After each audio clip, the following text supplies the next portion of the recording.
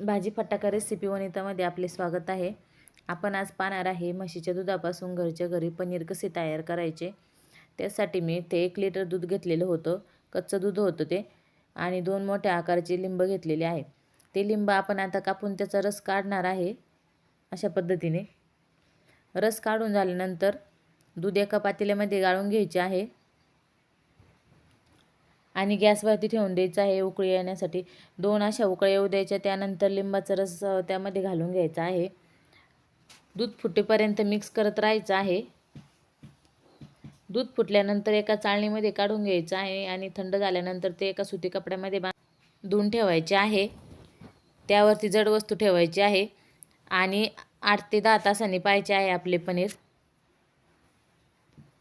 पाहू शकता तुम्ही पनीर तयार झालेलं आहे। व्हिडिओला लाईक सबस्क्राईब करायला विसरू नका।